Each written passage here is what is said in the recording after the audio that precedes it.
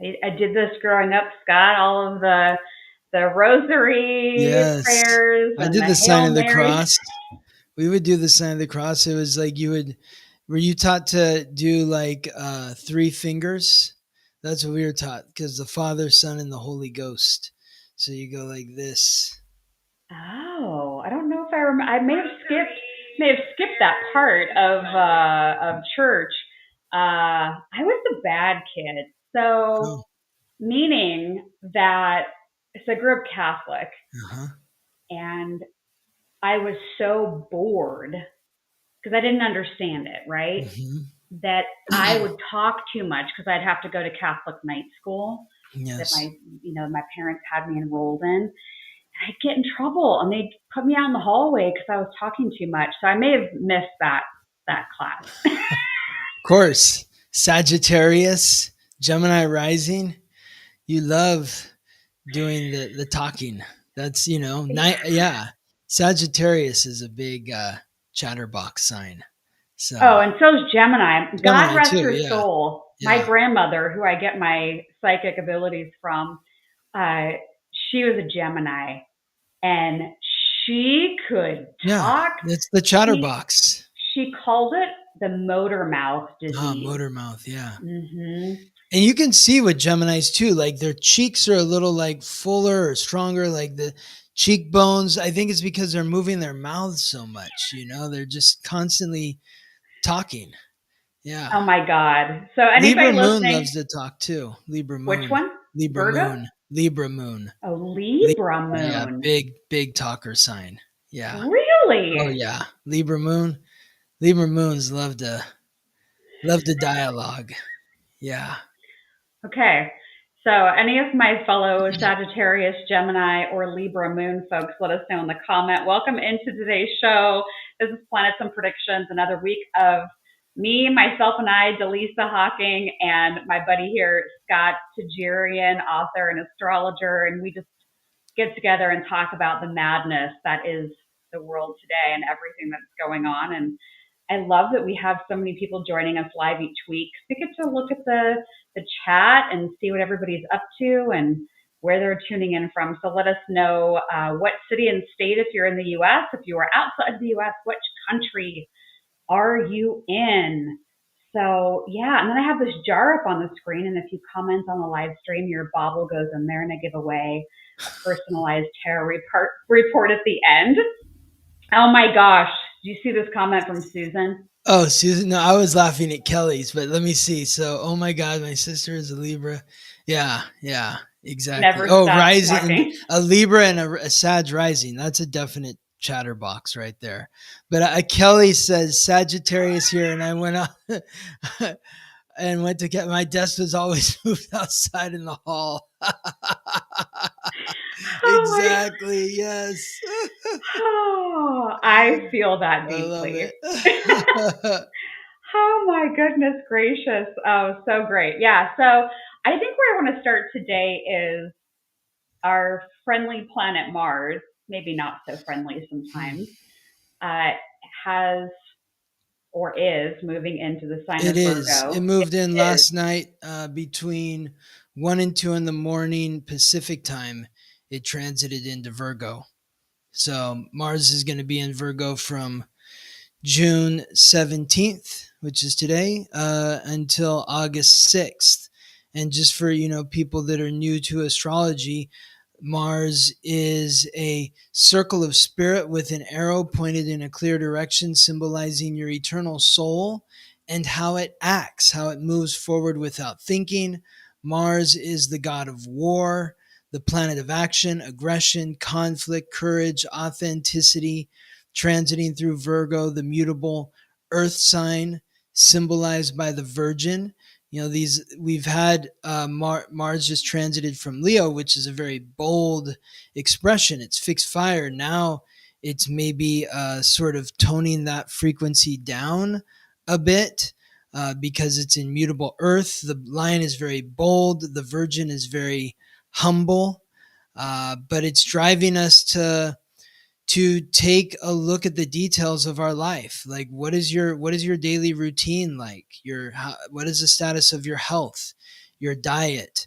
This is inspiring or motivating you perhaps to get organized, whether it's through fasting or cleansing or organizing or cleaning your house. Mars in Virgo can really help motivate you in getting organized. I shared backstage my personal example. So I have Virgo in my fourth house.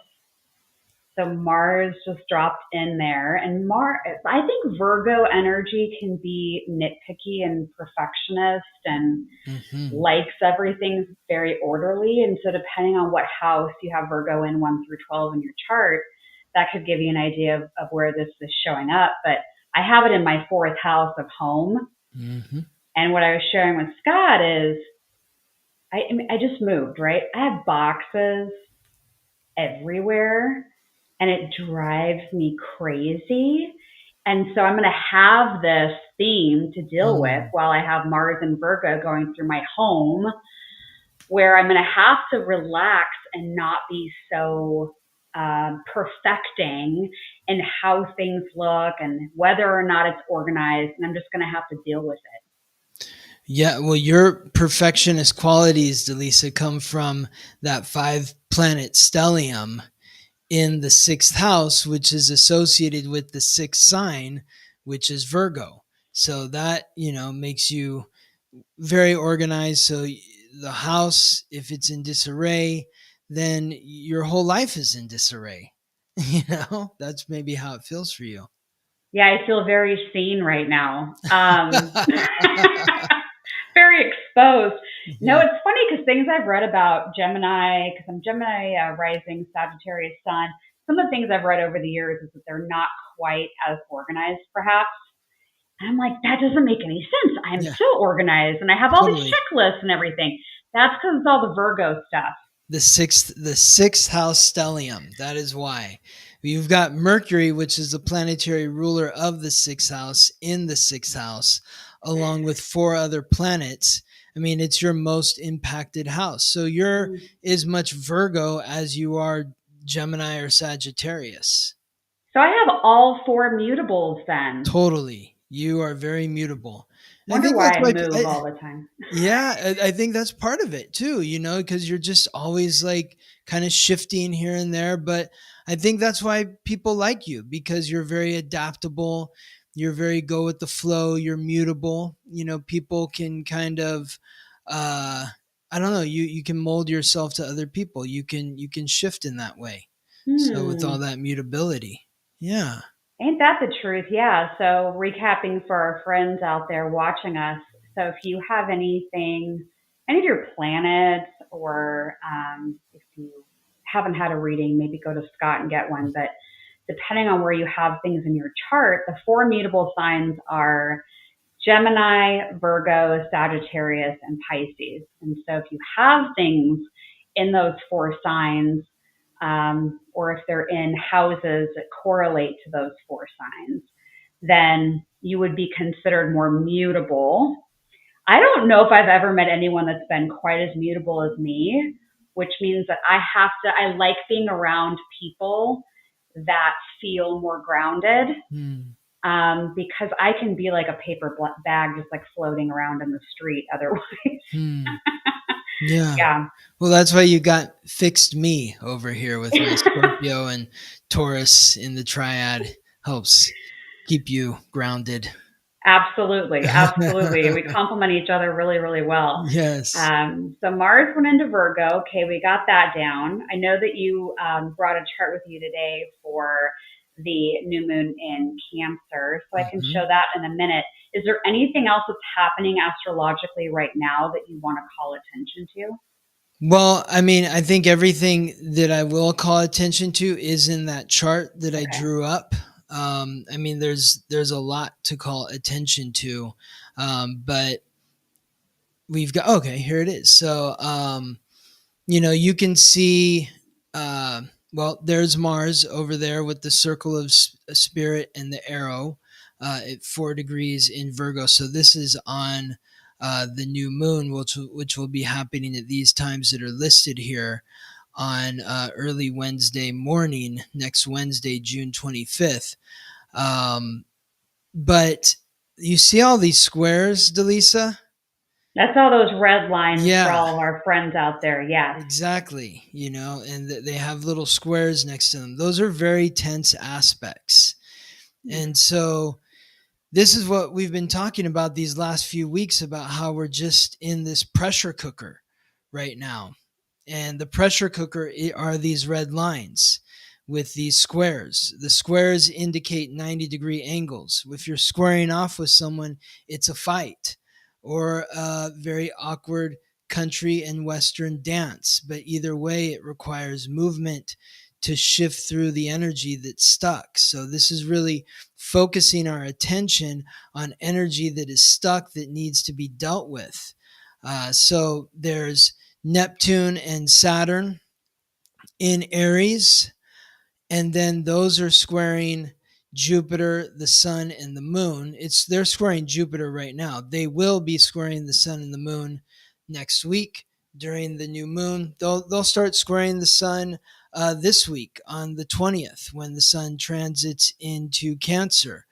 So that tension, that stress, is urging us to focus on our past, to take a honest look at our past, so we can make peace with the past, so that we can reconcile the past, take responsibility for ourselves. Saturn is responsibility. Aries is the sign that represents the self. So Jupiter is honesty.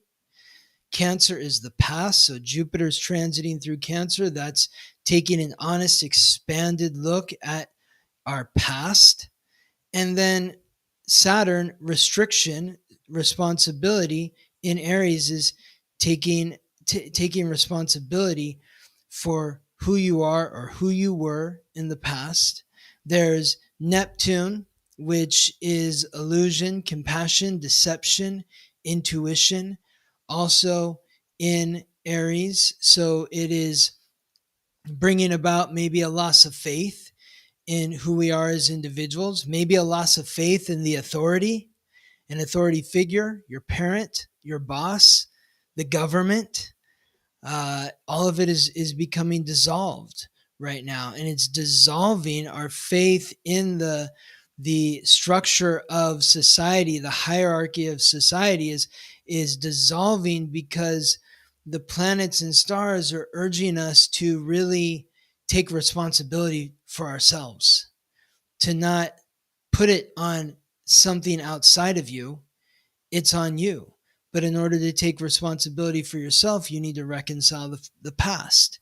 You need to be kind, caring, and nurturing to all the trauma and difficult experiences you had in your past. It's about finding that forgiveness. And through the forgiveness, taking responsibility, and then reimagining the dream of who you're really meant to be, the highest version of yourself. So, kind of a big deal. Yeah, kind of a big deal. And then Neptune and Saturn are also aligning with Pluto. So as we change, so does society, because Pluto's transformation, and Aquarius, the sign that Pluto's in, is the community. So in order for the community to change, we as individuals have to change. And we change through reimagining who we are by taking responsibility for who we are and making peace with our past.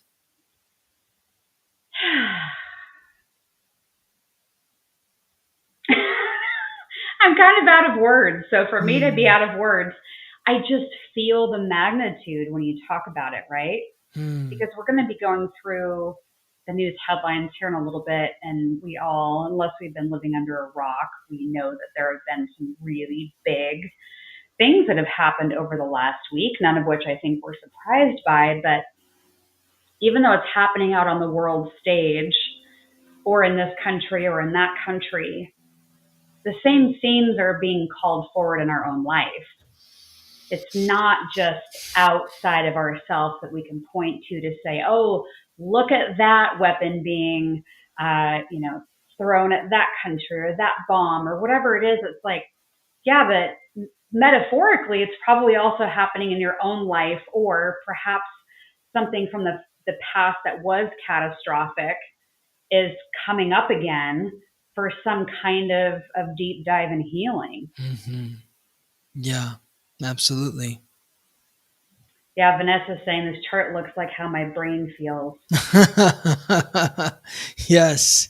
And when you think about your brain, that's Mars in Virgo. Virgo is the sign that's ruled by Mercury. Mercury is the planet that rules the mind. That's also aligning with all the planets, the new moon and Jupiter in Cancer.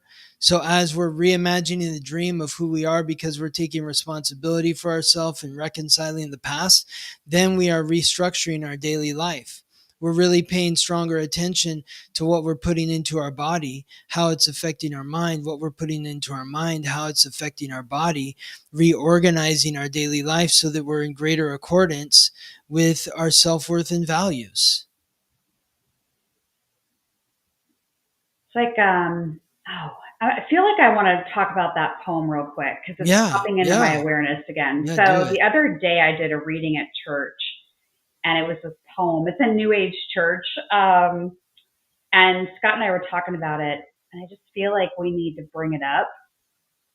And I feel like it goes in alignment with what you were just saying about Virgo and realignment and maybe even creating space within ourselves. And so it's called The Guest House. So I want to bring it up here on the screen because this may help us to synthesize what is going on and to know that life is happening for us, not to us. So this is The Guest House. It's short. It's by Rumi. I know a lot of you are familiar with Rumi. Great quotes if you ever need a good quote for something. But The Guest House. It says, "This being human is a guest house. Every morning a new arrival. A joy, a depression, a meanness. Some momentary awareness comes as an unexpected visitor. Welcome and entertain them all. Even if they are a crowd of sorrows who violently sweep your house empty of its furniture, still treat each guest honorably. He may be clearing you out for some new delight. The dark thought, the shame, the malice. Meet them at the door laughing and invite them in. Be grateful for whatever comes because each has been sent as a guide from beyond." I love this so much because it's a reminder, at least for me, speaking for myself, of, when I have something bad happen, or something that I didn't like, I wanted something different to happen, but the bad thing or the bad person pops in instead. This poem reminds me that sometimes the setback is the setup for the being propelled forward. It's the setback being disguised as a setback, but in reality, it's the setup for something much better. It's like a slingshot. Yeah. Like you're being pulled back, but then you let go and you're propelled forward. Yes. So that's what it is. It's the slingshot. Yes. So I think that we all need to remember that sometimes the slingshots, as hard as they may be, are repositioning us for something greater. That's it. And I think there's a lot of opportunity right now with how intense the energy is and how intense it will continue to be. Yes. That we may have several slingshots happening all at the same time. Yes. But I remember, I think it was Joel Osteen, the pastor. I remember I used to listen to his sermons like all the time because it would pull me out of funks just to hear him. He's like almost a toxic level of optimism when he does his sermons. But I remember him talking about the slingshot in one of them.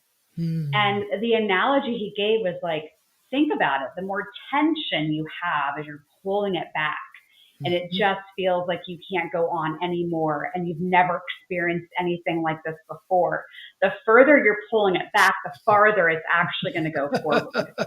Yeah, exactly. Amazing. Yes. Yeah. Love that. We have people in the comments saying they got your book and they love it. Oh, wow. Cool. Nikki was saying she got a session from you and loved it. Yeah, I saw that. Congrats to Nikki on selling her house. I read that. Really excited for you, Nikki, and thanks for the plug. I'm glad you enjoyed your reading with me. Yeah, I love it. Really positive. Glad you're enjoying the book. Whoever's, I hope it's helping you learn this language and understand the symbols. And, so when you're looking at the chart that Dallisa just shared, it doesn't look like just a foreign language. It has some meaning for you. That's why I did it. Yeah. Yeah. And those red lines that we were talking about, I'll bring it back up, but where it feels like there's a lot of that natural tension in there with those red lines. Kind of like that bottom quadrant, if you're looking at it as like a 4-quadrant photo there. Scott created this chart. I also think of squares as action. Yeah, they get you out of bed in the morning. That's what I always tell people. Like, they're like, oh, what are those? Those are bad. I'm like, no, those get you out of the bed. They get you out of bed in the morning. If there's no squares, then, you're not getting anywhere. Yeah. As somebody who naturally has a bunch of squares in her chart, I get it. Yeah. But you would look at this and go, oh, maybe at first glance, like, I don't like all that red.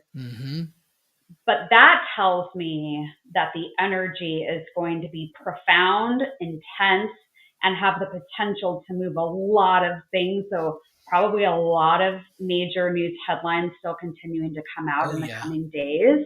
Oh, yeah. You get a sense, because like my psychic sense is that, so what's today? Tuesday, June 17th? And I have chills as I'm about to say this. I feel like there's something really big that's going to pop off in the next couple of days. I hate to say this out loud because I don't want it to happen, but I get the sense that there's like some kind of big event that would pull the United States into more formally being involved in the war that's happening right now. Yeah, definitely. It reminds me of like an energy of like a 9/11 or something like that, where it's like this big pivotal moment where the energy around the United States involvement in war and other countries being pulled in feels like it shifts. But I feel like at any minute now that could happen, because I think it's the runaway train at this time. Like, I don't think this is just going to magically all go away and we're going to be fine. We're on the runaway train right now. Yeah. And we've been talking about it. I mean, I feel like July and August is when things are really going to, like right now, like you see these squares that we're talking about. That reminds me of like, if you have like an Instant Pot or a pressure cooker, when like the steam is boiled up so much and that little button like pops up like this, and it's just like sticking up, and that if you try to open that pressure cooker, bad things are going to happen, to you in your kitchen. The pressure cooker, the steam gets released, or the pressure cooker blows in July and August. That's what I'm feeling, based on what I'm seeing astrologically. Like right now is just tension building. And in July, August is when that tension is released.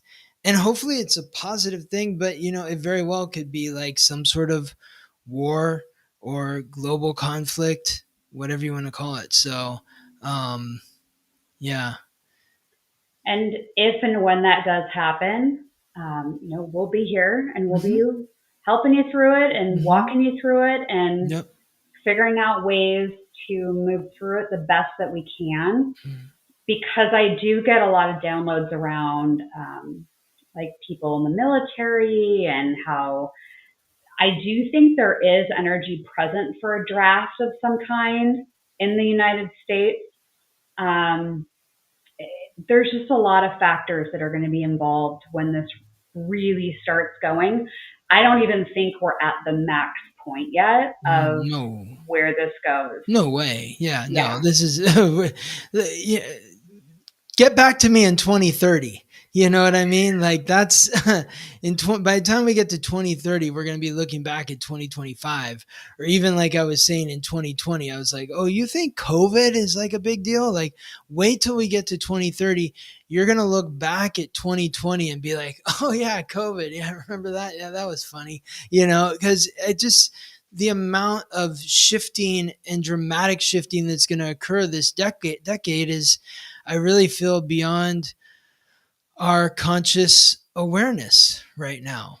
I just think of also like the fact that everybody who is in their uh, everybody who's in their 20s right now, right? So if you were born in 1995, you're 29, 30 years old.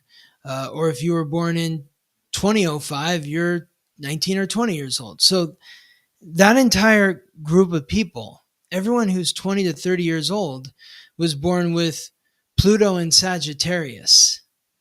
And I'm sure I've said this before here, maybe I said it last week, I'll say it again, I'll just keep saying it. But like I think of the three fire signs, Aries is the spark that lights the flame.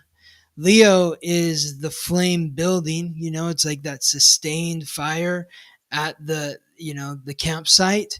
And Sagittarius is when the fire leaves the campsite and burns down the forest.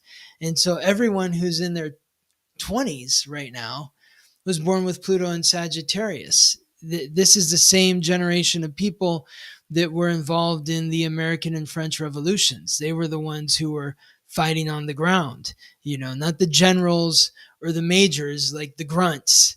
You really have to have that I don't care kind of attitude to want to engage in that sort of stuff. And I feel like Sagittarius is one of those signs where it's like, if I feel that this is right, then I'm willing, give me freedom or give me death. Wasn't that the slogan during the American Revolution? Give me freedom or give me death. I feel there's some of that mentality coming about right now. So however that manifests in our reality is yet to be known. But yeah, hold on to your hats. It's going to be intense. Do you still feel, based on the astrology, that it's a lot of air and fire energy still? Are you asking me if there's a lot of air and fire? Yeah, because we've got some comments from folks just about maybe some different possibilities of what could happen and how other psychics were talking about explosions. And then Anonymous, the hacking group, apparently has released a statement saying that there would be a false flag event on domestic soil. There's just a lot of talk in the comments about like what a tipping point could be or what we could experience. And there was even a mention of like a Navy ship, which would be, more military and water. Just where the planets are in the sky right now, is it activating still more of the air and fire elements? Yes, and it's not even where it's going to be in July and August, because in July and August is when Uranus moves from the fixed earth sign of Taurus to the mutable air sign of Gemini. So the planet of revolution in the air sign of Gemini, connecting to the god of death, Pluto, in the air sign of Aquarius, connecting to the gods of wealth and time, and the gods of the god of fresh water and the sea in the fire sign of Aries. So you're going to have those four outer planets: Pluto, the god of death; Uranus, the planet of revolution, in air, aligning with, aligning with Saturn and Neptune in Aries. So that's why, to me, I'm thinking, even though those are positive aspects, I'm just sort of bracing myself for what's going to happen in July and August is going to be really intense and nutty, because it's that combustible energy. Air fuels fire. Fire raises the air. It's very combustible. It's very intense. It's the gods of death and rebellion and time and illusion. So you think of that false flag energy. Well, Neptune is illusion. so the planet of illusion is involved with the god of death, and the planet of revolution, and the planet of authority. Well, then, yeah, false flag. I'm not going to believe anything that I see that's going on the TV. I don't know. I don't know what's real. And I certainly don't trust, what the news is telling us, because all you have to do is look back over history to what the news has told us. And when have they told us the truth about these sorts of things? Yeah, it crossed Weapons my of, mind. yeah, go ahead. Yeah, it crossed my mind the other day that you and I were going to need to jump on and talk about the big event, like the false flag Mm-hmm. thing. That came in, I think it was yesterday. I was getting this download about how there would be a big event that would cause people to start spiraling. Those Mm-hmm. that weren't listening to these shows every week and realizing what's going on. So a lot of panic and fear. Mm-hmm. And that we would just come on and do a show like this and talk about the energy and what's happening. So we'll keep that in our back pocket, when things really start to shift. Mm-hmm. But I just like you, I get the sense that it will look very much like the US has been attacked, and it's not the story that we're going to get.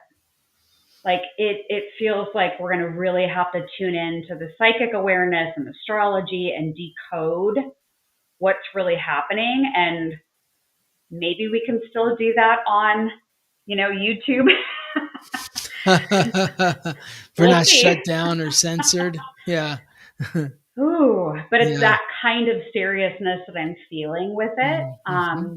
So we'll have to watch and see. I mean, I know there's a lot of other YouTube channels that are still saying what they want to say.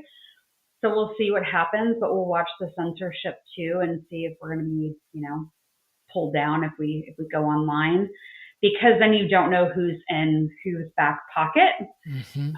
and what the story is that the higher ups or powers that be, that what they've agreed to and what they've agreed to tell. But I would Exactly. just say any big news story that you're hearing right now and will hear, I would do like a ... after it, because I don't think we're getting a fraction of what's actually happening and the motivation behind it. Totally. Yeah. Totally. Yeah. Whew. Well, I guess we should go into news headlines. Sure. Yeah. Well, we're keeping it all light and fuzzy. We might as well. Yeah, exactly. Right. This is a billionaire Walmart heiress promotes nationwide anti-Trump protests. Yeah. So a lot of these articles you found online while I've been trying to get organized in my new place. What called you to this article? Whew. Well, Other than her being like well known and rich and yeah, astrologically speaking, I was so fascinated by this No King's March because it was happening while Mars was in the last few degrees of Leo, which is the sign of the king. And of course, Pluto's in Aquarius, but the moon was also in Aquarius, opposing Mars in Leo. Aquarius is the anti king. Aquarius is the sign that represents the community, it's opposite Leo. And I just found it so fascinating and peculiar and interesting why a billionaire would be funding or would be, putting out an ad encouraging people to protest Trump, because it just multi levels. I feel like the Democratic Party loves to hang their hat on, like, we're the party of the people. We care about the little guy and that sort of stuff. The Republicans try to do that too with, like, Main Street versus Wall Street and the local business owner. But, it just goes to show that there's billionaire benefactors on both sides of the ticket.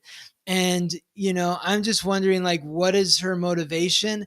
Like, it feels like, uh, it feels like people being pawns on a chessboard. When somebody of this status and wealth is encouraging people to go and protest, I just think of like all these like elitist wealthy people like all hanging out at the same country club, and they have their feuds with each other, and they use us, the plebes, the peasants, to do their bidding for them. Yeah, anytime I'm around someone that gets really angry about something, internally I'm like, oh, they're winning. The powers that be are winning. They want you to be mad. They want you to yell. They want you to be pissed off at your neighbor. They want you to yell and scream in the grocery store. They want you to cause a commotion. They want that. Exactly. And so I agree. So yeah, whenever I see somebody getting like all up in arms, I'm like, oh no, they got to you, Exactly. Oh, yeah. Because there's just so much anger right now. Yes. On all sides.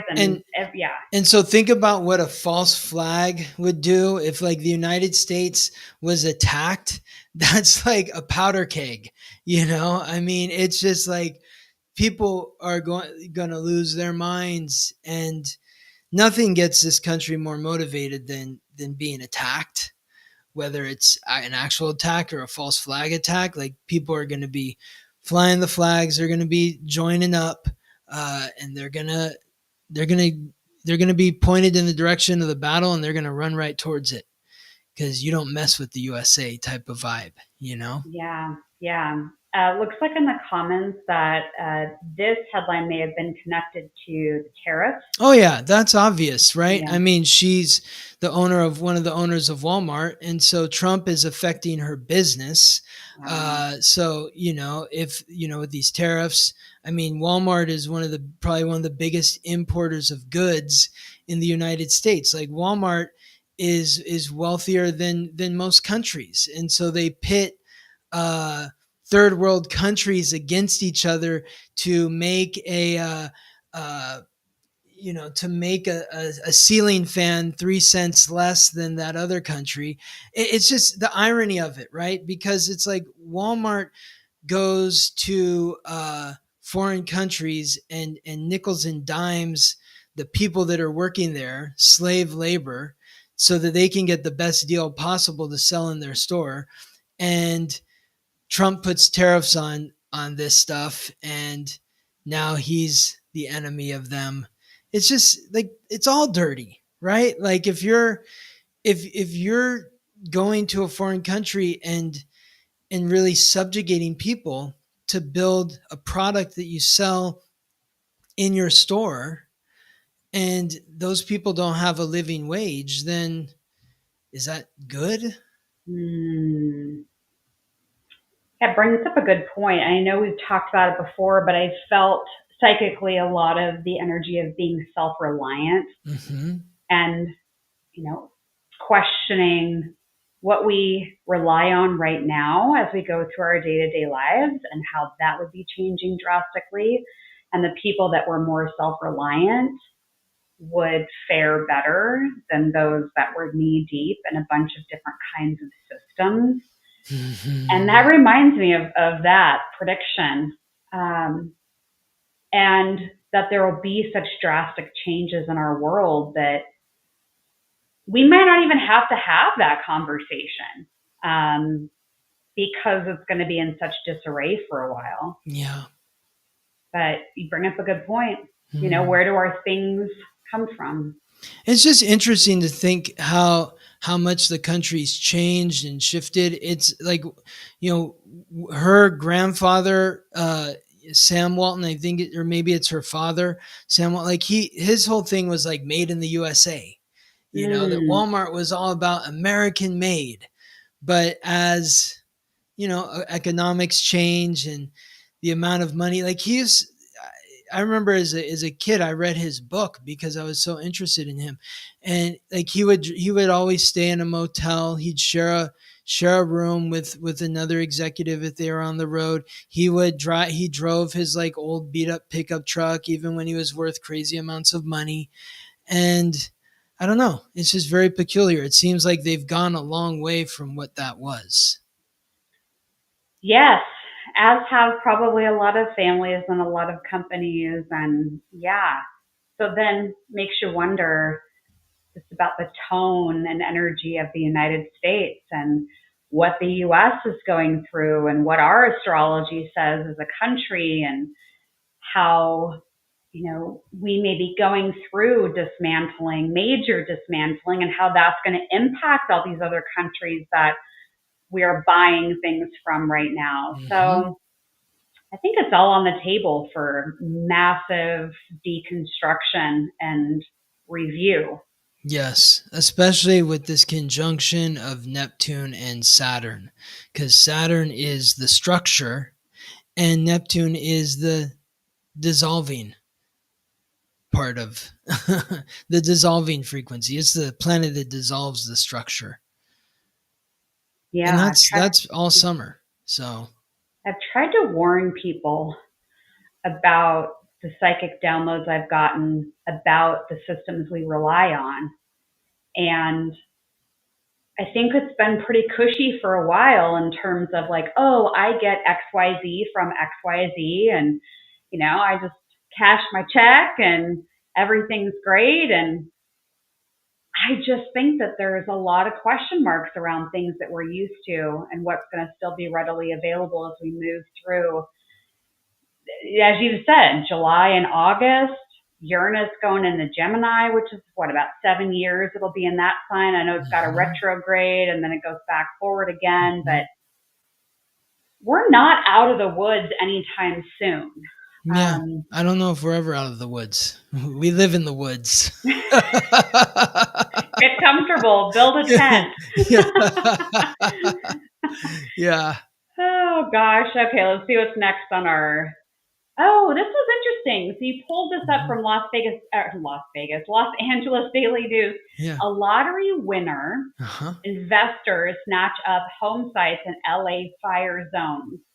So the subheadline says the 585 lots sold or for sale represent only 6% of all houses burned in Eaton and Palisades fires. So I'm curious why you picked this article, but I also am reminded of after the LA fires happened, this feeling I got of not having the whole story and feeling like there were going to be investors or people with a ton of cash moving in and buying up either these burnt down houses or vacant lots, especially people that were not insured or underinsured and were in a bind. So the whole LA area feels like it's going through massive deconstruction. But I'd love to hear your thoughts on this. Well, I have such a personal connection to especially the Palisades. I spoke to a very reputable member of that community recently and asked him point blank. I was like, how did the fire start? Do they know? And he's like, nope. I was like, well, are they investigating it? What's going on? He's like, not that I've heard of. Like the mayor hasn't said anything about it. I'm like, what's going on there? He was like, I just think that they just want it to go away. They just want it to go away. They don't want to have to deal with repercussions or consequences.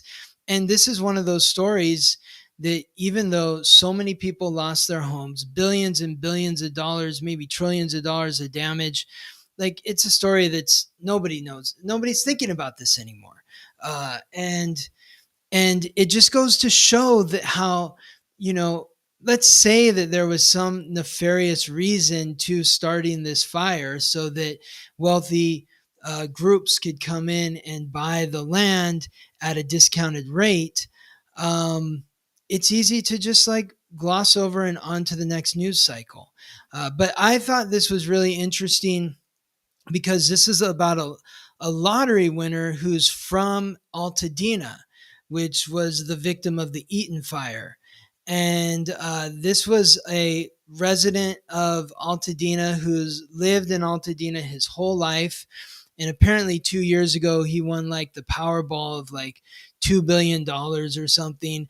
And so him and his brothers set up some sort of company to buy a lot of these lots. They're the number one landowner of Altadena now, but they're doing it, they said, to give back to the community.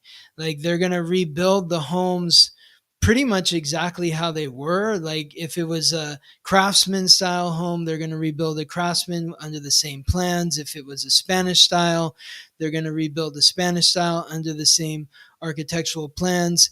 And I think they're doing this to, I mean, they'll make some money, but I don't think they're doing it in terms of like a greedy thing. Like they really want to, at least from the article, they want to revitalize the community. And that to me felt like, if it's true, that's something that is like the light side of the Pluto and Aquarius coin, where it's about those who have will give back to the have-nots. Not that they're losing anything, like these guys aren't going to lose any money. Maybe they make some money, but they're not taking from the community. They're giving back to the community. So the article got into all that, and I felt really inspired, but also discouraged in other parts. And it's just an ongoing story. And, we'll have to check back in 2030 and see where we are with this then.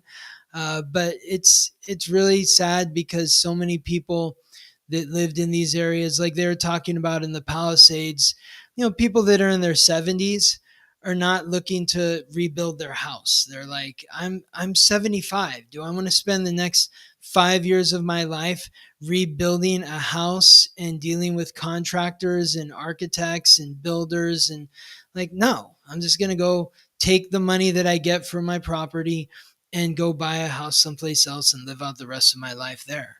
And it's just, these two communities have been destroyed. Do we know, there's a question from Susan in the comments, where did the displaced people go? So since you're in the LA area, what have you heard about where people have gone? They're all over the place. I mean, some people, most people.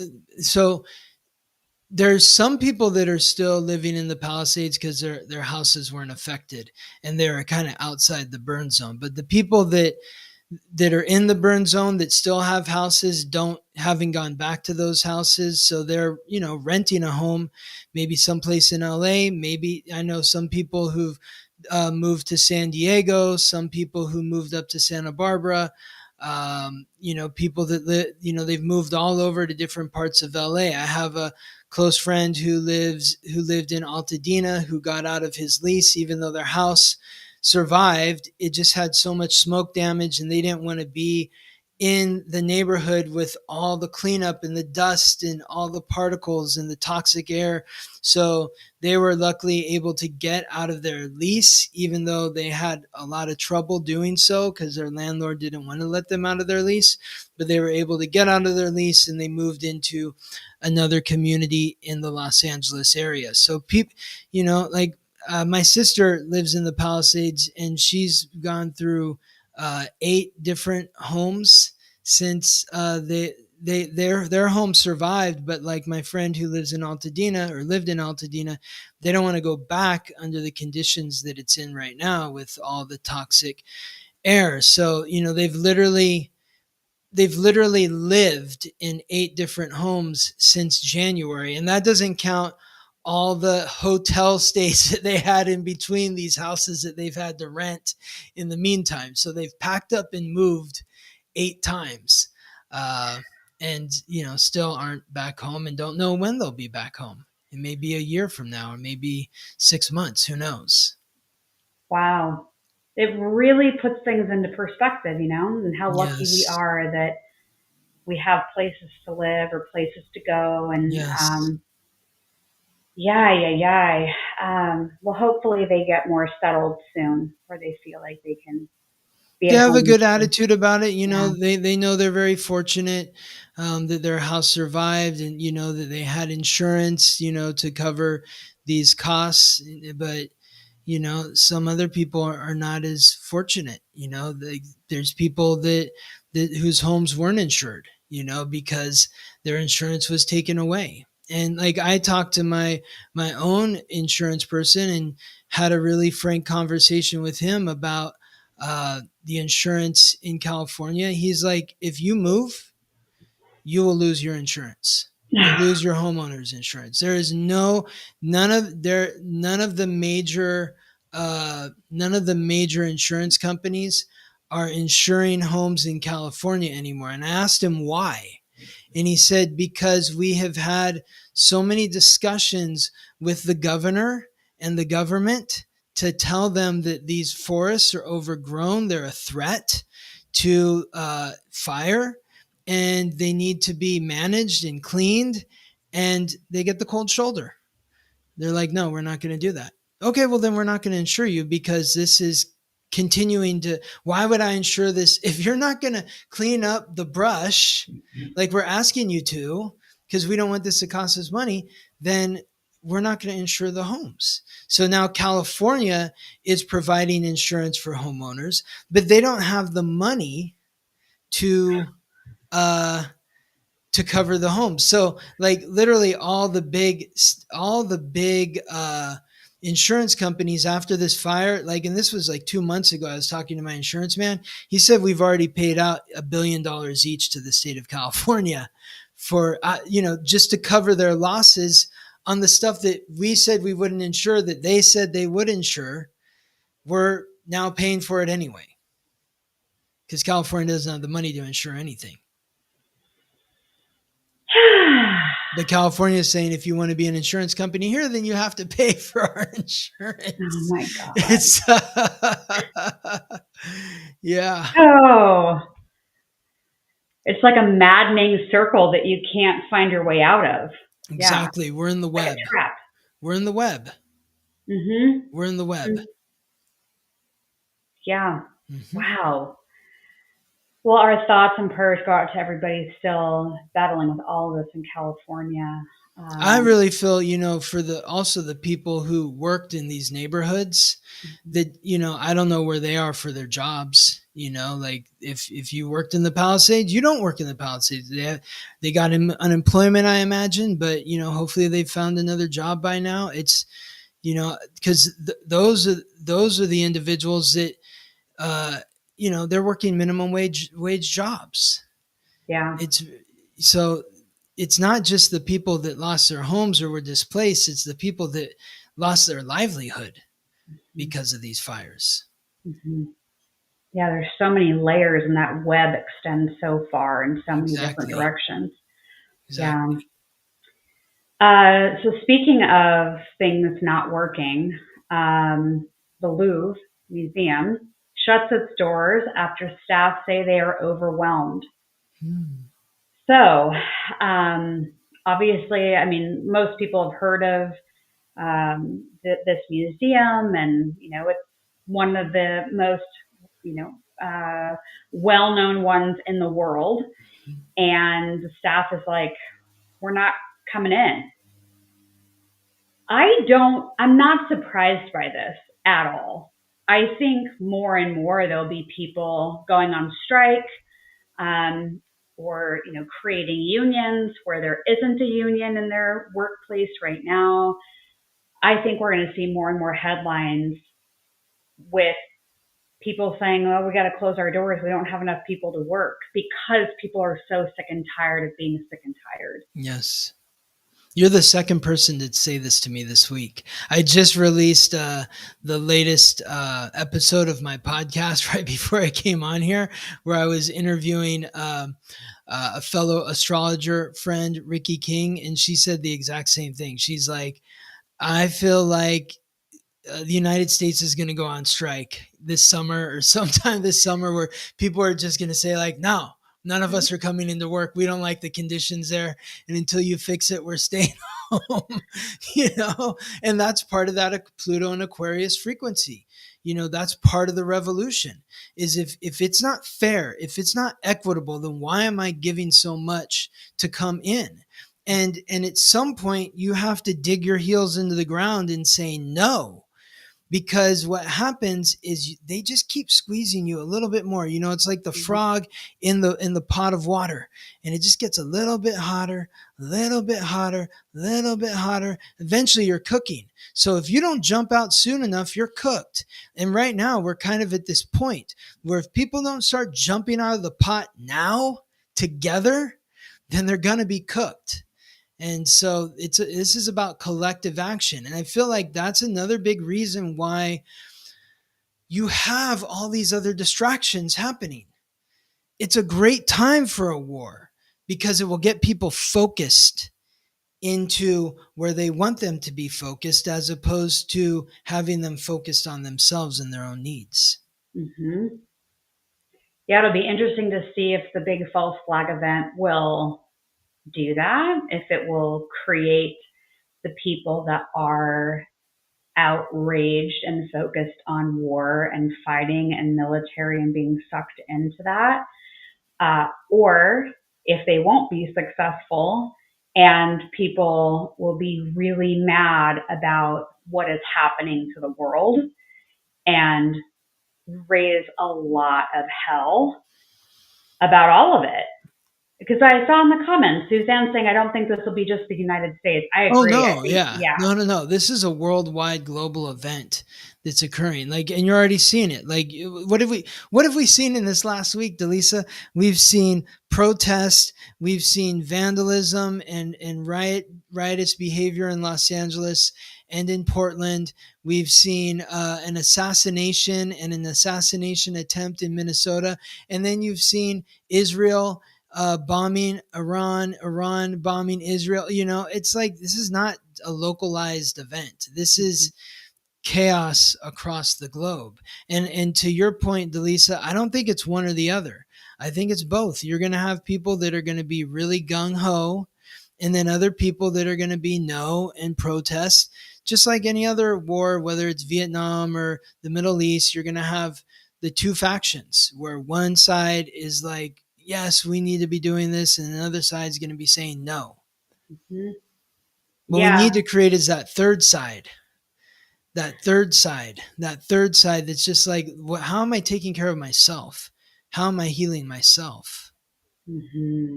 As Michelle That's says, it right here. Yes. Spreading light, love, and joy. Yes. Exactly. Though I don't know if you're doing that with your Cowboys logo there, Michelle. Just teasing. I grew up a 49ers fan, so. Yeah. I think a lot of people can feel just that level of anger building and compounding every day. Mm-hmm. And some of it, when a big event happens, it'll pop and be diverted, but people that are really angry will be, I think, acting out in a variety of different ways, based on who they are, what they believe in, where they live. So to think that we haven't even hit the pinnacle yet is, yeah. The zit pops in July. Great. Eagles, go Birds.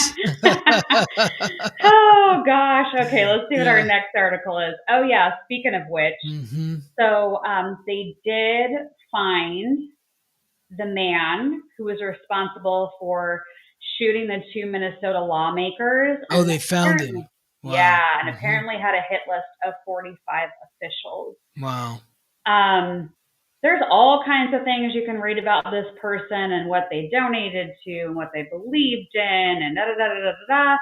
It sounds like, almost like the articles read like he was radicalized. It makes me wonder psychically if there is, so what I'm hearing in my ear right now from Spirit is sleeper cells. And I know I've talked about it before, and it's probably been a minute, but I have gotten downloads that there would be people from the U.S. in the U.S. Creating more terrorism, and then there would be people from outside of the U.S. that come to the U.S. and create it. So it's like we're getting hit from multiple angles So it's not just some person from another country who comes in and does something. I feel like more and more Americans will join in creating havoc because of what they believe in or what their rage represents. Mm-hmm. So this story, although it's very disturbing and I feel for the families that have been affected by this, I'm not surprised by it.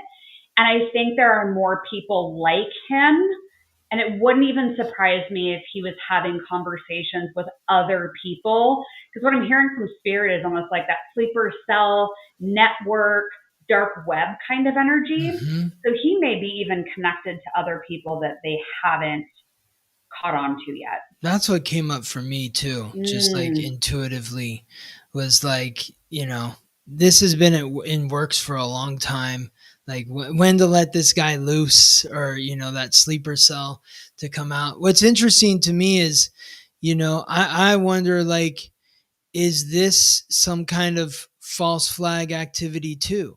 Like the two lawmakers that voted against the Democratic Party, was that to make it look like he was, like, the Democratic Party is taking out their own members for not voting with them? Is it that kind of false flag thing? Or he was known as a Trumper? Okay. Yeah. So what's interesting is, like, why, so then maybe it is a false flag where he was trying to make it look like Democrats are taking out the people that don't agree with them.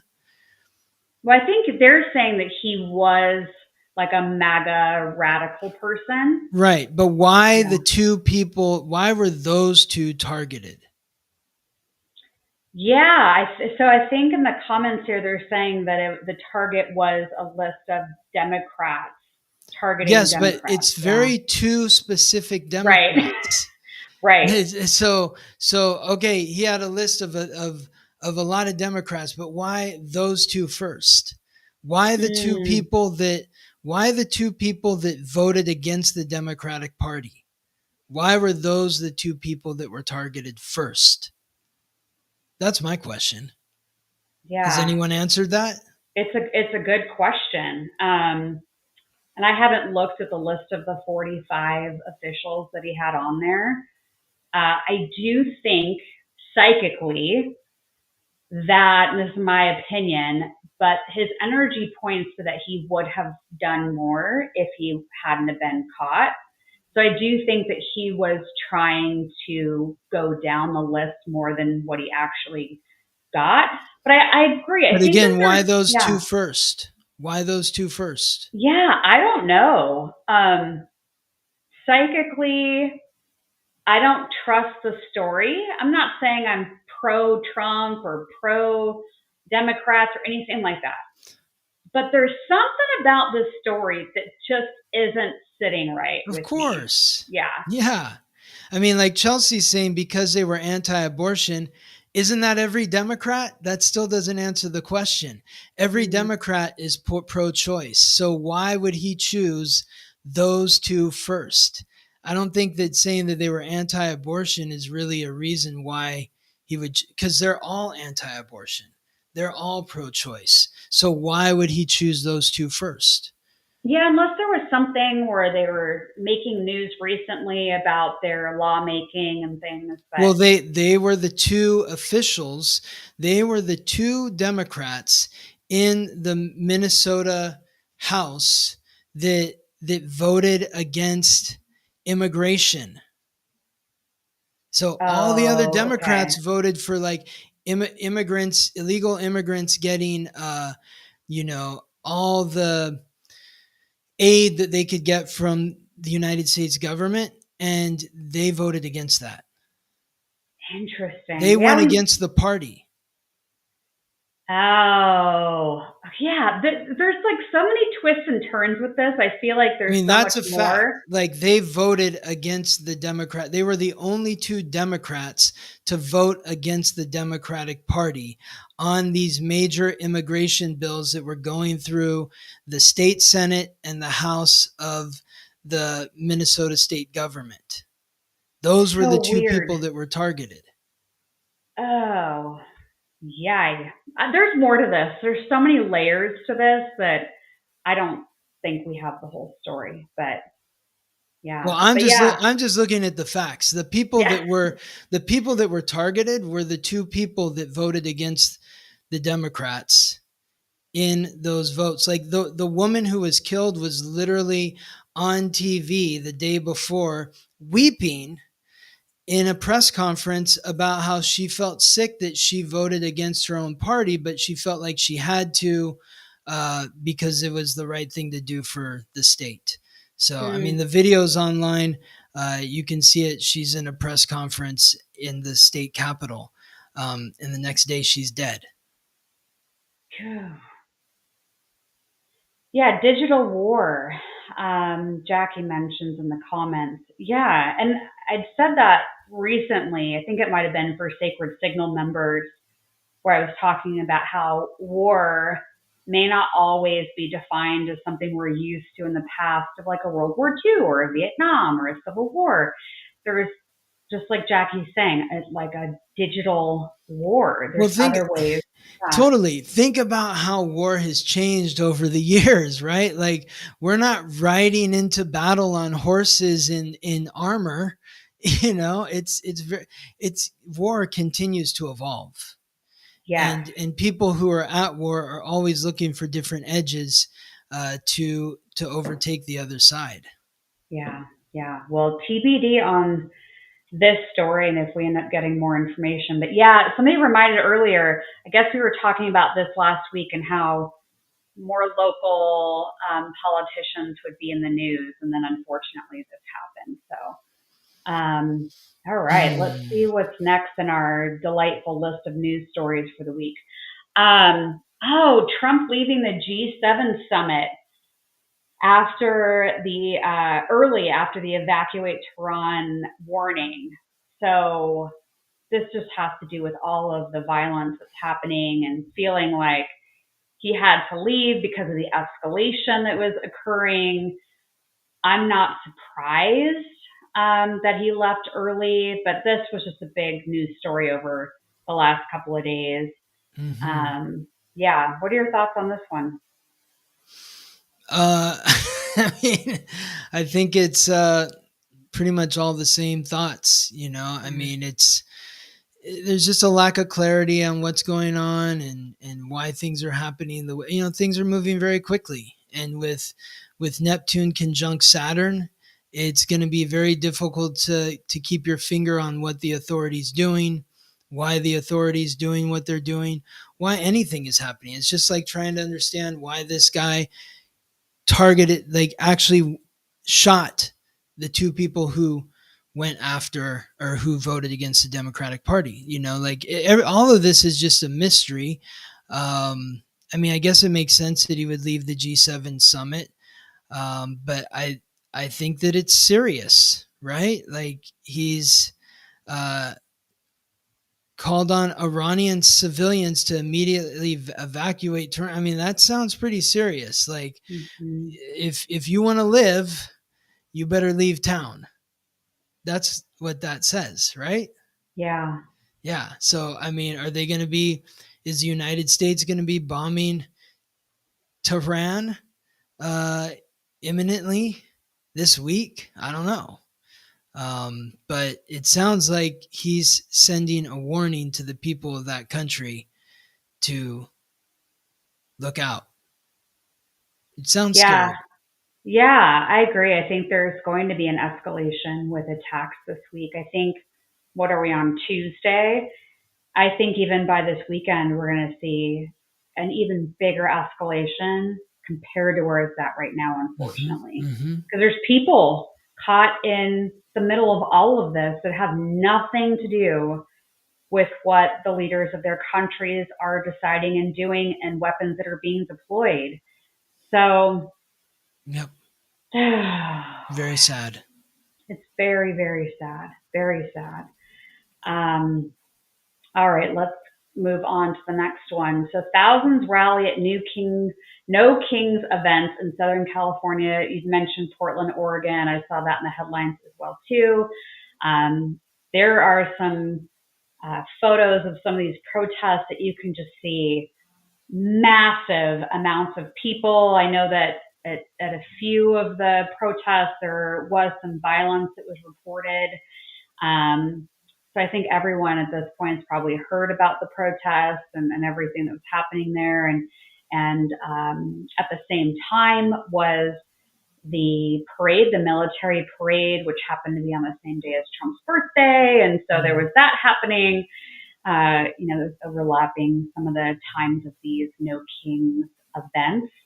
But they were popping up all over the place. And yeah. I have talked about how the summer would be very hot in terms of energy around protests. Mm-hmm. So kind of coincides with what we were talking about with people going on strike and not working and saying, forget this.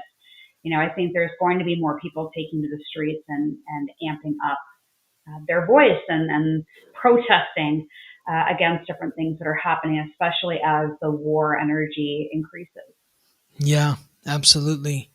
Yeah, I mean, you have to have your head in the sand to not know what was going on over the weekend. And I certainly try to keep my head deep in the sand, and even I couldn't avoid looking at this. But it's just, again, it's so fascinating to me, like no kings during the moon and Pluto in Aquarius, which is a sign that's opposite the sign of the king, Leo, while Mars was transiting through Leo. But, this just brought up a lot for me. I felt really inspired in looking at all of this, not because I was inspired by the people that were protesting, but just everything that's going on. Like when I was in, can I just tell a personal story? Yeah, please. When I was when I was working as a waiter, I worked with so many people that came to this country illegally, if that's the term you want to use. And so many of them were very generous in sharing their stories with me. So inspiring, so harrowing. I mean, every time I hear one of their stories, I'm like, they deserve to be a part of this country more than I do, because I don't know if I would go through what they went through to come here.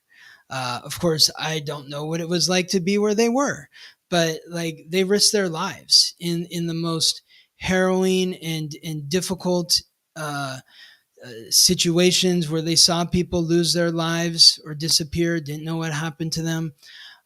There is one individual who, in 4 years working at this upscale Korean barbecue restaurant in Beverly Hills, who, when I started working there, he was a dishwasher. His name was Odo, and he was about 5'4", had a really round face, just a sweet smile, really kind man from Guatemala.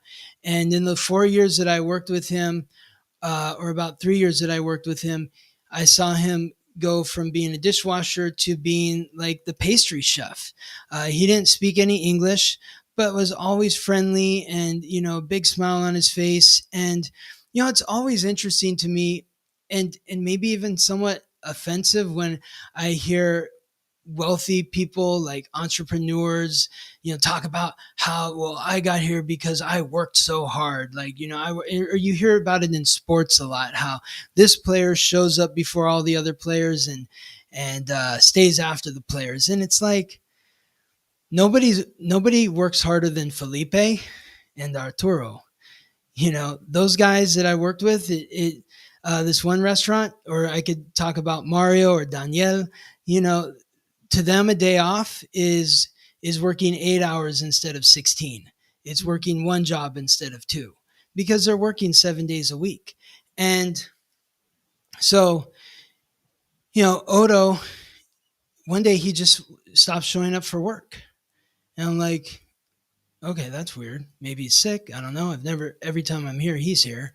And then after like a week, I started asking some of the other guys that I worked with, I'm like, what happened to Odo? I haven't seen him in a while. And they're like, oh, he got sent back. I'm like, what do you mean he got sent back? They're like, yeah, his car got stolen. And of course he didn't report it stolen because he was afraid if he did, that he would be, sent back. Well, whoever stole his car went and committed a bunch of crimes with his car. And then the police traced the car back to him, and they ended up separating him from his wife and children and sending him back to Guatemala. And naively, I ask, my worker friends, I'm like, well, is he going to come back? And they just like kind of chuckled. They're like, it costs like $10,000 to maybe get across the border. $20,000 will give you a better chance. 10,000 maybe. I'm like, 10,000. They're like, yeah, like to get here, you sell everything. You sell your car, your house, your dog, all your belongings, everything to come here. And so what kind of upsets me is that like when he was sent back, this was in Los Angeles, in California. And who was the president? Barack Obama. And so I wrote this, I was really inspired last night. So can I read this, Dallisa? Yeah. So I titled this, They Love the Problem. Why real immigration reform won't happen until we stop defending parties and start defending principles. Pluto in Aquarius demands nothing less. There's a frustrating paradox in the heart of America's immigration debate. The louder people claim to care, the more they seem focused on blaming, not solving. And nowhere is this more obvious than in the discourse around Donald Trump. Let's be honest. Trump is brash. His rhetoric is inflammatory. His 2018 zero tolerance family separation policy was a humanitarian failure and deserved every ounce of outrage it received. But if we're being intellectually honest, his actual deportation numbers were significantly lower than President Obama's. And in 2024, President Biden deported more people via ICE than Trump ever has in a single year.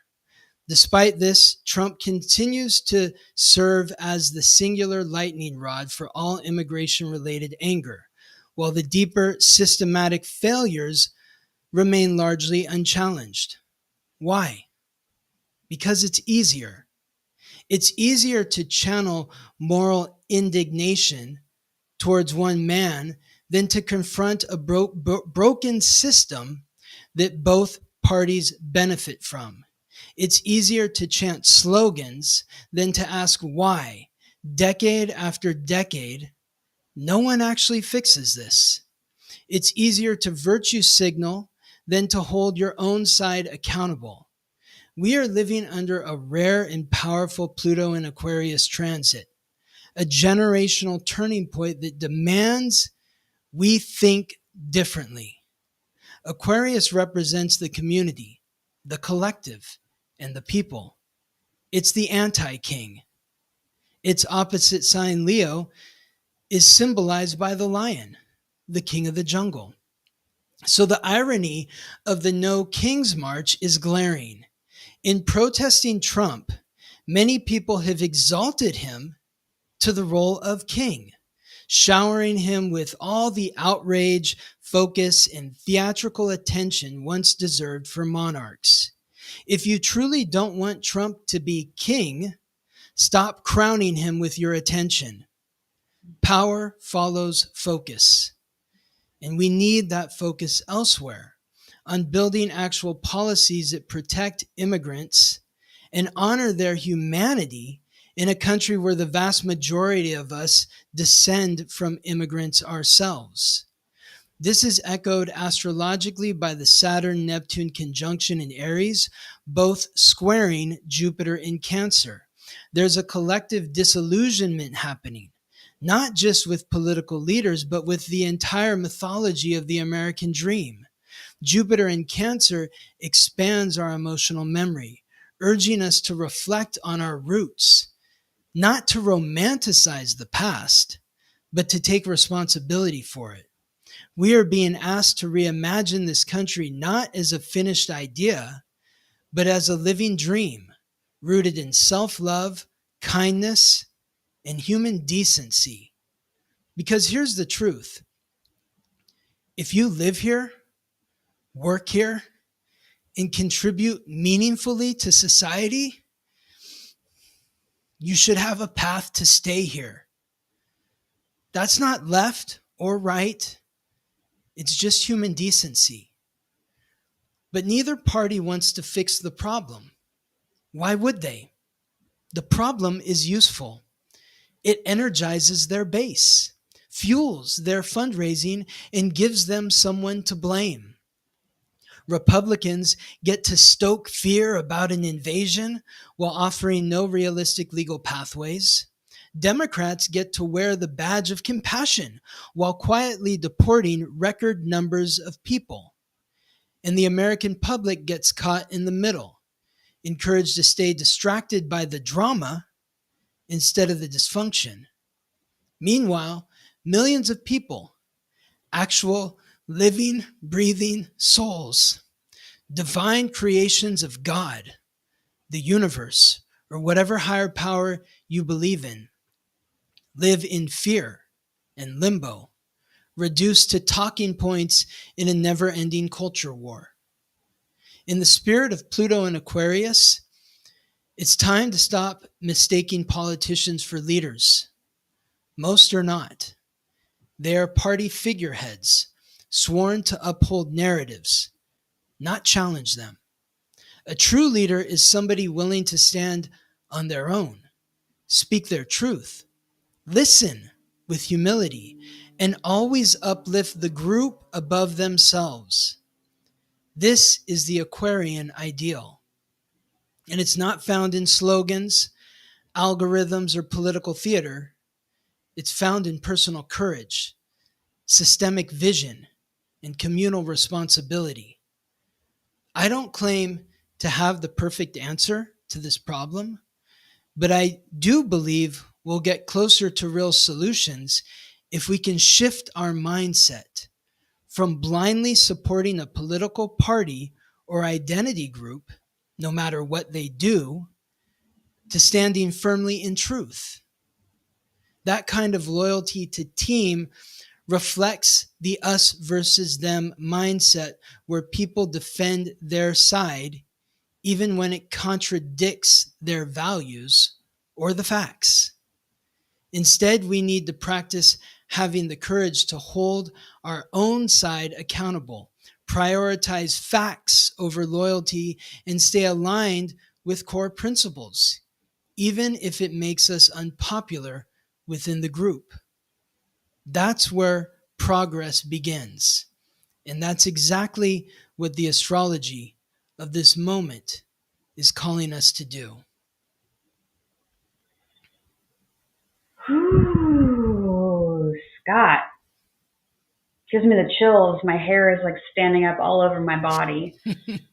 You put that so eloquently, and I could feel your heart. And I know a lot of people in the comments were commenting right along as you were sharing that. And there's a comment in here that Jackie wrote that I think sums it up. Exactly. We need, and so, yeah, I felt really sad. Exactly, Ravina. I'm like, I think somebody last week was talking about, well, what about all the protests in the 60s? And that wasn't about a man. That was about policy. This is not about policy. If it was about policy, where were all these people marching when this poor little man got taken away from his family? Everybody that seems to be at these protests, they have their heads in the sand when their person is in office. And it just really it just gets to me, because I have a hard time taking people serious when they're talking about immigration if they're not fighting immigration at both parties because both parties are guilty. Don't tell me that they can't come up with a solution after all this time. They don't want to come up with a solution because they like cheap labor. You know, the woman at Walmart wants these $5 or whatever, you know, in other countries or here, like they want that cheap labor. They want undocumented people. It just seems so simple to me. Why can't, if you work here and you're contributing to society, we want you here. Thank you for coming here. Thank you for, it's like when somebody comes over to your house and washes invite them over for dinner and they want to wash your dishes. You kick them out of the house? I mean, I usually say, no, I've got this, you know, but it's such a nice gesture. And that's what so many of these people that come here from other countries are doing. They're washing our dishes. They're mowing our lawns. They're doing the jobs that we don't want to do. They're in the fields when it's 100 degrees outside, picking fruit for us to eat. And we want to throw them out? It doesn't make sense. Obviously, there's something nefarious going on here. So you have to look at the people that are making the policy. And it's not one side or the other because they're both sitting in the chair. Yeah, it's been broken for a long time. And I think it goes back to what we were talking about earlier of like the systems being broken, being dismantled. I don't think that all of the dismantling will lead to horrible things. I think they can lead to things that make a real difference, just like what you were talking about and sharing with your writing. I agree. It's like every being has a soul, and every person is born with value. Yes. And I believe in a God that would allow a person to live wherever they want to live. Yeah. Totally. Absolutely. I mean, even the fact that like we, you know, citizenship, like I really hate that word, you know, it feels exclusive. It resonates like a sense of nationalism. It's dehumanizing, you know, it's associated, like it feels associated with propaganda. You know, it's like we're people, we're living souls. And as long as you are in respect with the souls that you're connecting with, then there's no problems. And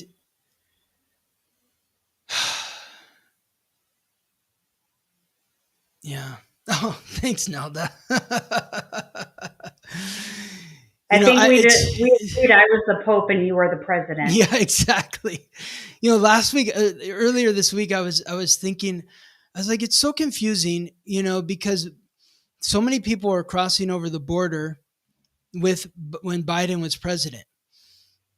But at the same time, he funneled 279,000 people out the back door, which was the most that any president had done in a year in the last 10 years. Mm-hmm. So it's just, it just feels like these parties are trying to agitate people. Oh, because sure. when you see on the news, like just hundreds or thousands of people crossing over the border unchecked, it brings about a lot of fear. Like, oh, what if there's like an Al-Qaeda member there, or, mm-hmm. you know, some terrorist group that wants to come and, you know, kill Americans. And so we have to throw the whole bunch out. So he's doing that, but then at the same time, he's pushing everybody out the back door quietly. Then you have Trump come in, and Trump is kicking less people out, but the way that he's doing it is more dramatic. You know, that Leo rising, he's separating people from their families. He's sending ICE into workplaces and pulling people out of their workplaces, which is just crazy. It's just like, I was just thinking, like, if anyone came in and tried to grab Felipe, like, I really would hope that, like, all the Americans there would just stand there and say, no, you have to take all of us in. And I think that's really what it's going to come down to with Pluto and Aquarius, like the Louvre, we're just not coming into work, whereas, like, if somebody comes in and tries to take somebody out of their place of business, you're going to have to take us all. Because you're not just taking, and when everybody, when you can't take everyone, you can't take everyone. If you try to take everyone, you're overwhelmed. And so that's going to turn the tide.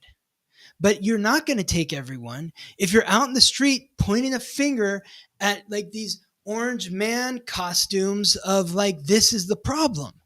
Because now you're alienating half the people and you're creating the division, which is exactly what the powers that be want you to do. Yeah. Because you're disempowering yourselves. Yeah. We are so powerful. Like, people want to talk about this, 60,000 people here, 100,000 people there. Next week I should send you these pictures of the march that I went on. That was incredible. That was in 2015. 2015, we went on the Armenian Genocide March. And that was the biggest march in the history of Los Angeles. There were millions of people in the street. La Brea Boulevard was packed wall to wall people. And I'm not saying I couldn't go like this.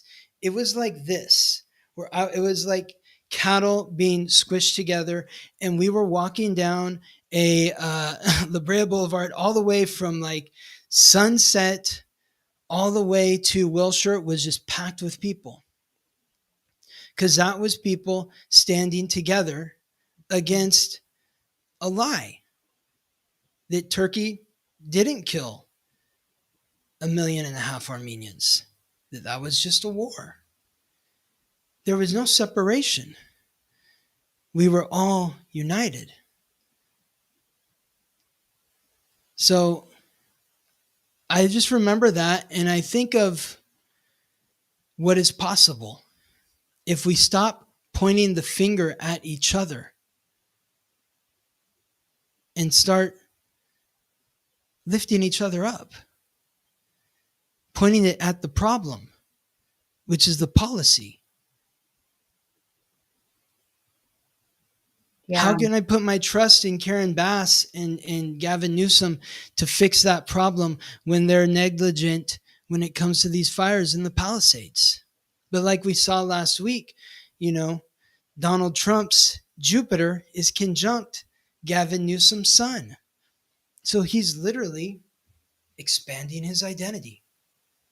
Oh, the next president, the one that's going to save us from Trump and make everything right.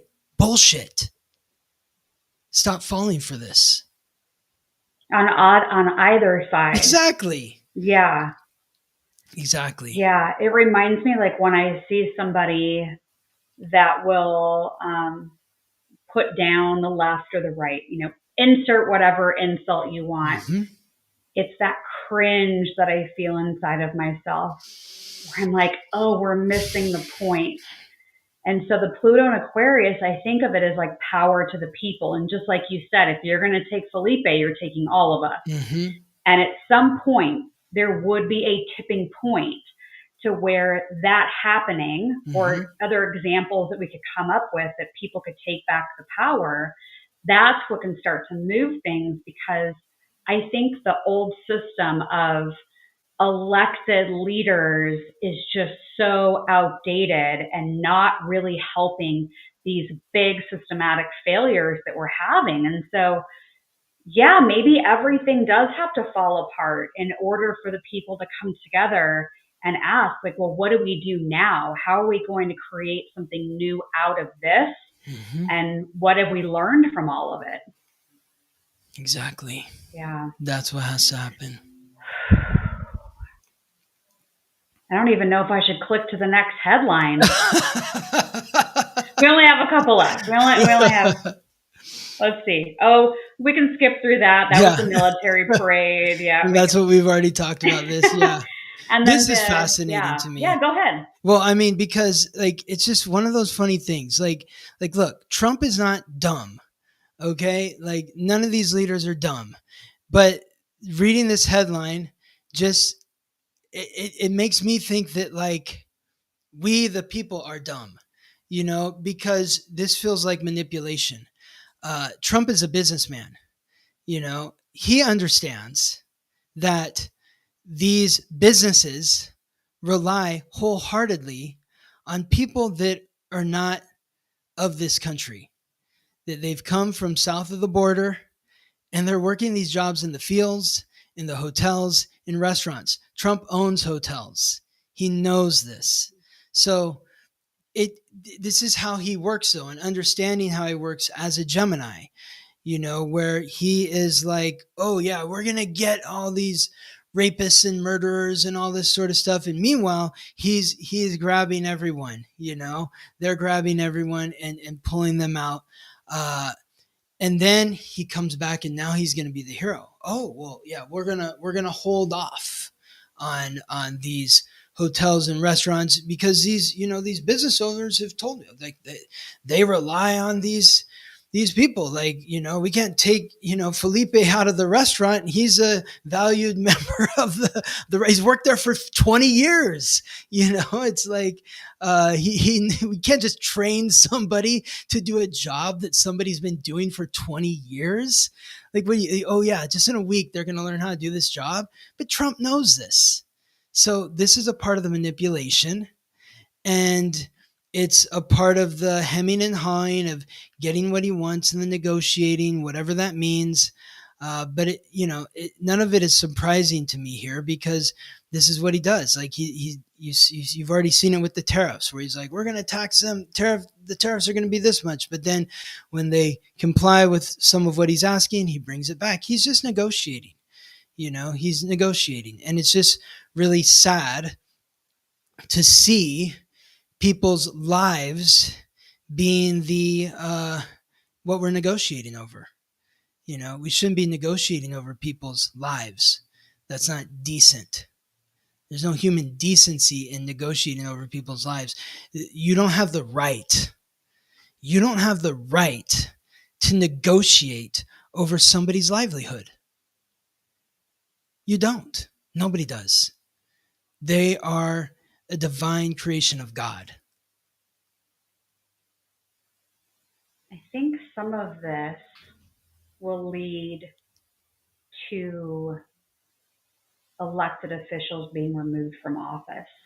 It could be local, it could be higher than that. But as you were just speaking, I saw psychically, remember when they used to take down a bunch of statues all over the place and different groups would go in and remove them? And they just showed me that, but I felt like I was seeing like the statue of a man being removed and taken down. So that wouldn't surprise me if we start seeing more headlines about statues being removed and or actual people removed from office and what that looks like, and the dismantling of the government. Yeah. Well, and just think about it. What happened the last time Pluto was in Aquarius? People in positions of power, governments were toppled. They were removed from power. Interesting. Yeah, I could see that. There's just going to be that tipping point where people are going to say, I've had enough. And you make a lot of really, really good points with things that you've been sharing today. And I know you've got the comment section of the live video just going for it today. I hope I haven't offended anyone too much. I got like super freaked out when I sent this email out, and I was like, I'm going to get a bunch of hate mail in response. And I actually had, several people reach out and say, thank you so much for writing this. It's like, I love this. And I was like, cause I felt nervous, like, calling this out, because people get really entrenched in their party mentality. And I really want to break people out of that. I get it. Like I've been entrenched on both sides. I've been a diehard Republican. I've been a diehard Democrat, and I think being a diehard on both sides really helped me understand that Oh, it's all bullshit.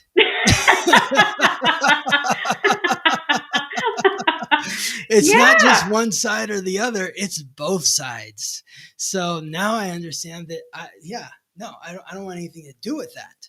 So Yeah, Jackie's saying that I'm the one that likes to be chill.